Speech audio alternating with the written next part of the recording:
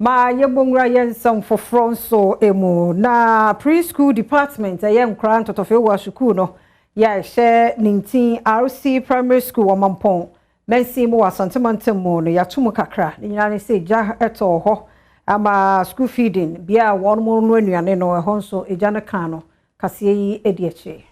Ye nam so a ma sa Agya Brantemi ekoto adankra mu de obi anya hwen aka ho bi ama de hye omwo Ninting kyerese ompese omu ehu pa esanse bia ye Agya no toye no enkane mpo eni ho nti ye omadwemu na Adom Kasee ni unit committee member Johnson Nyameche ebo nkomo no wo kire bra Agya no eto mu eno na do be 115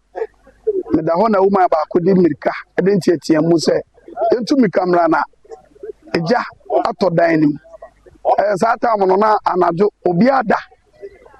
enti yeso tietia mu fre nipa na se eniema ka kire wie ese da no niema ewo mu nyina ne dan no ase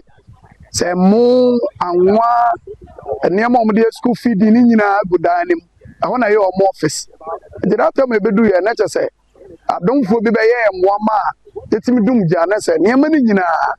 asai emrantie ni adehye a wo Ninting na boa ye ma Agya womutimi ede eba for maka ho bia menei municipal nadmo director waba na akohwe niema Agya no atimi ase no ne Adom Kasee ebo nkomo na wadi tudwa se ye situation of the fire outbreak no ye kasa nkura no interest school mu a ede asembeba anse nkura de betimi akofa chiro na edan no agu abono Sabre headmaster no school na ma enkurani nyina ekofi ye fa adre se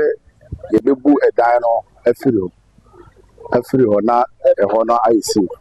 Madam ya edisa pokuya wono na ye ketra wono school feeding bi ewo Ninting ene Agya Brantemi akwhye niema nyina wone Adom Kasee eche na kosem for how much no mo frɛ me sɛ Agya atodan no ahye me nyema ni nyina da sɛ ma fa bibie no me fa na ɛwo 100 million na dem school headmaster kwa dem be me ka kyɛn sɛ me de 100 na to am school ti adeɛ bi a school ni hia bia sɛ ebi no adwani bia me provide ma lusu sa nyema ni nyina ha